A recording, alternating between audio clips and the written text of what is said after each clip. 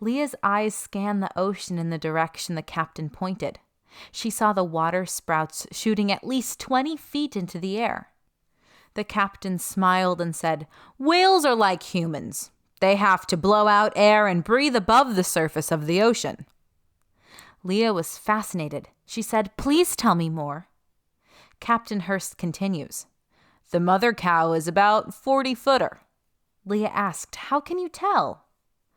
"By looking at the size and shape of her blow," replied Captain Hurst. "The higher the spout, the larger the whale. This one is an emperor whale. She can dive deeper than most." As if on cue, the whale dove deep into the ocean, flipping her tail as salt water sprayed high into the air. Laughing, Leah thought there is beauty in nature. Reading her thoughts, the captain asked, "Would you like to come back on deck later to watch the sunset?" "Yes, that would be nice," she said. Leah insisted that her father allow her to travel alone this summer. After nearly a year of trying to persuade him, he finally agreed just to get her out of his sight. Leah couldn't wait to receive the long-awaited welcome of her mother's only family and friends she'd met on previous occasions. The thoughts of her Caribbean vacation made her feel warm all over. Even now, Leah could feel the silky white sand teasing her toes as they explored the legends and hidden coves along the seashore. She could almost taste the delicious sweet fruit that grew there. Leah especially looked forward to seeing her friend Brandon, whose father was a shipping baron who had business interests with her father. Last summer they had sailed together, and Brandon even let her take the wheel at times. Leah never told her father about that, or how Brandon taught her to maneuver the sloop in deep waters. Leah was sad about her relationship with her father. He hadn't even come to see her off on her voyage, and she missed her loving grandfather who died in the spring, whom she could always count on. It was difficult to remember Leah's mother since she died when Leah was 5 years old.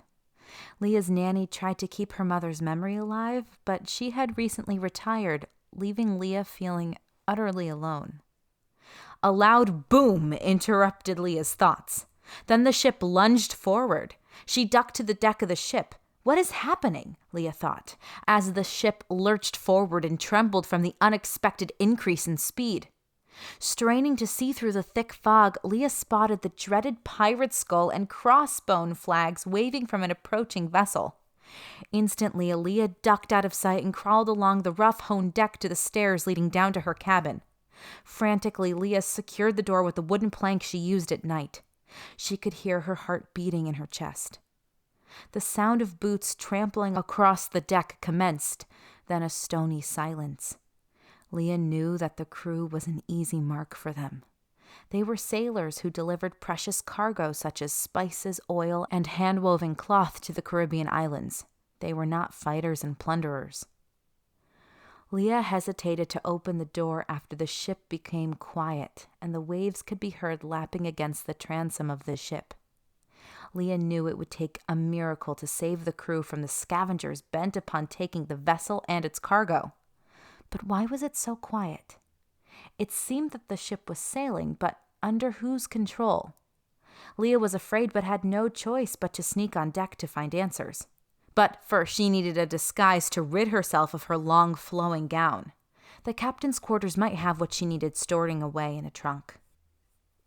Leah cracked the door and looked around for pirates before tiptoeing to the officers' quarters. Inside, she found an ornately carved cedar trunk and opened it with the key positioned in its lock. She found no items of clothes, only odd keepsakes and faded photographs. She did find the ship's logbook on the floor beside Captain Hurst's bedside table. She closed the log, noting the last entry before placing it under her arm for safekeeping. Leah eased down the corridor to the crew's quarters, where she found a pair of sailor pants and oversized shirts to hide her true identity. Leah sneaked back to her cabin and let out a sigh of relief. Leah's hands shook, making it difficult to roll up the sleeves of the sailor shirt. Her stomach felt like someone had dropped a ton of bricks on it. She anxiously waited until after sunset to investigate the deck.